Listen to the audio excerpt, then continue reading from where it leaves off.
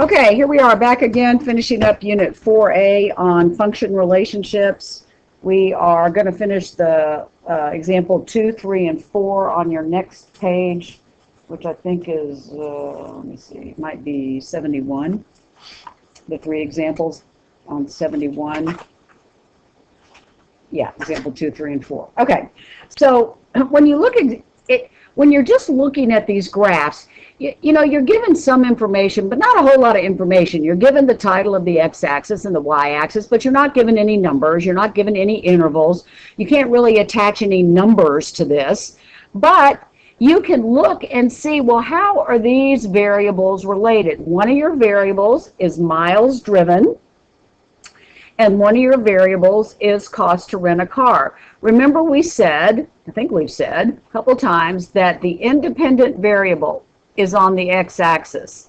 The dependent variable is a function of the independent variable.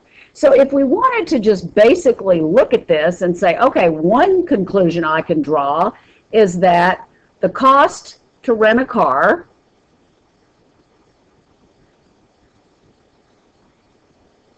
depends on, or is a function of, depends on the miles driven. And I think you'll find that either the miles driven or the days you rent it pretty standard.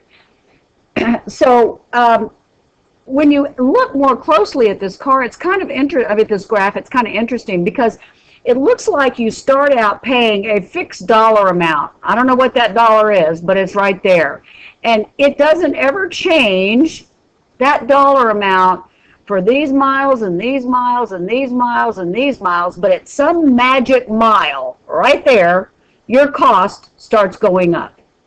So it looks like they give you some amount of miles that you can drive as part of your base fee that you pay, and once you go past that mileage, then your cost goes up. So that's one way that we can interpret this graph. Basically, the cost to rent the car depends on the miles driven, and you have a fixed cost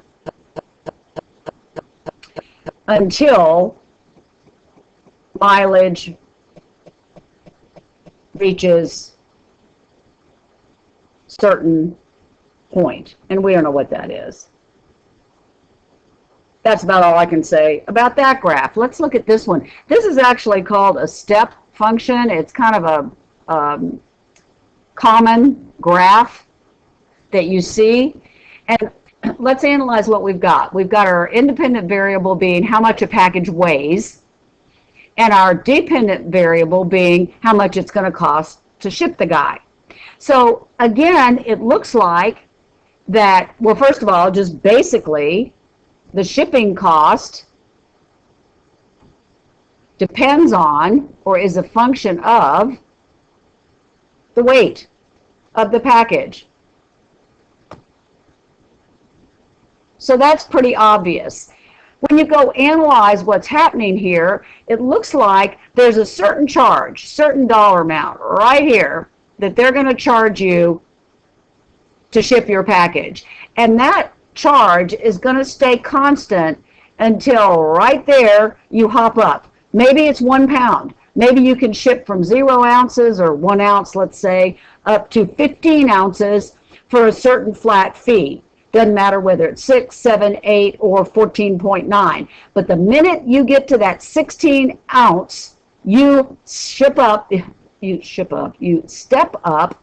until a new shipping cost level. And that one stays continuous until, again, you reach another threshold. Then you step up again, and again. That's what the step function is all about. It maintains, it stays steady until you reach a certain threshold, and then you step up to the next level. Now, we don't know what these costs are, and we don't know what these weights are. So basically, all we can really say is that the shipping dollar amount depends on the weight of the package, and it's a step function. You have a fixed cost until the next step.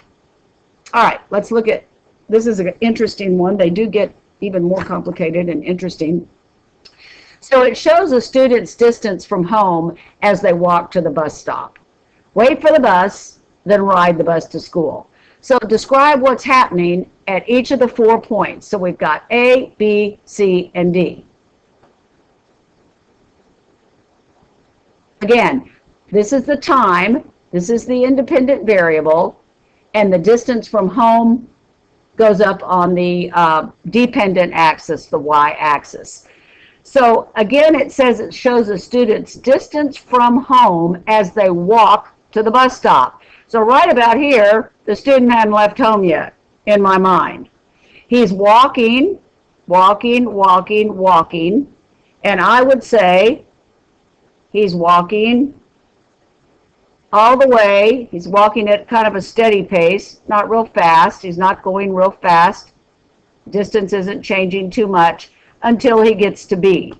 So A, he is walking to bus stop. He gets to B, and what happens from B to C? He's just standing there.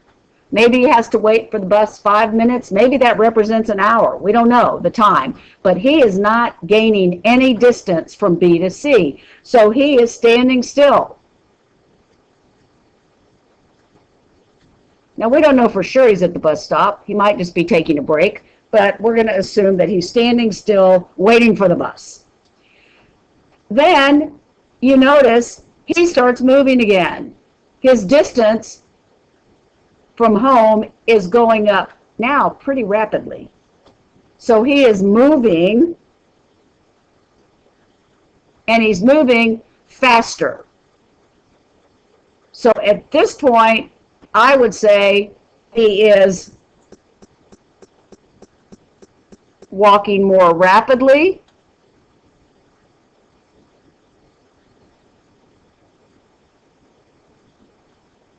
Walking more rapidly. Maybe he took a break between B and C, and then he saw the bus coming. So from C to D, he's going, oh, holy cow, I got to move faster. So he starts moving more rapidly, and in D, he is really moving fast. He is really moving fast. So he might be on the bus at this point. We don't know, but he is moving even more quickly. He is covering more distance faster. Maybe he's jogging to catch the bus. So it says, describe what is happening at each of the 4 points marked on the graph. It says it shows the student's distance as he walks to the bus stop, waits for the bus, and then ride the bus to school. So I am thinking that the bus picks him up right here, and then the bus starts gaining speed until it gets, well, it looks like it's not stopping at speed, but he is definitely covering more distance from C to D than he was from A to B. So I think that's a good analysis for example number 3. And then let's look at this last one. And we're trying to figure out basically what depends on what.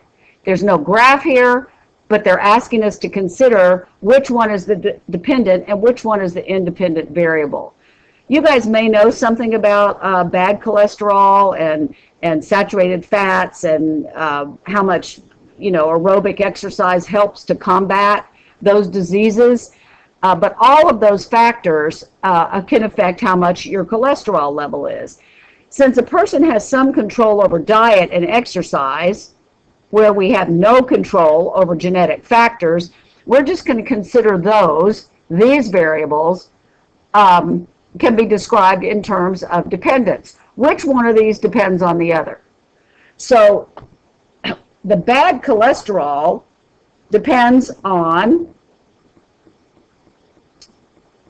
so the amount of LDL, which is the bad cholesterol, depends on number of hours of exercise and amount ingested, amount I should put it here this way, amount of saturated fat ingested. And you guys just did the project that feeds into this nicely, huh, no pun intended, about how much benefit exercise is as far as reducing calories, and how healthy eating kind of gets into play too. So basically, if you want to analyze what you have control over, what you have control over is the independent variable. That's the number of hours of exercise and how much saturated fat you eat. As a result of that, so if we did it like this would be the LDL, he would be the dependent variable, and on this axis, we could either put the hours of exercise, or we could draw a second graph and say LDL is the y-axis, the dependent variable, and instead of hours of exercise, we could put amount of saturated fat eaten.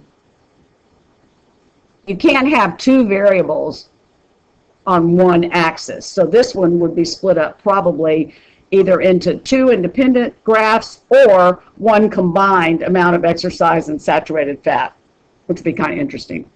Anyway, that's all it is. I do want you to think about some real-world examples of independent and dependent variables. And then I probably, in the video check, will ask you to just type in free-form your idea of maybe 2 or 3 dependent, independent variable situations. I'll give you an example. I'll just write this over here.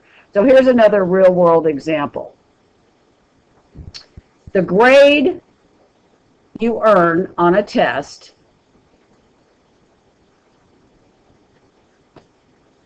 depends, or is a function of, how many questions you answer correctly. The grade you earn on a test depends on how many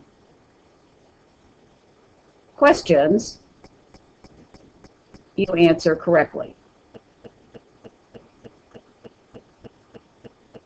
So that's a real-world example of dependent and independent variable situations, and I want you to think of a couple others, and then we'll discuss them after you enter them on the video check. Thanks for watching.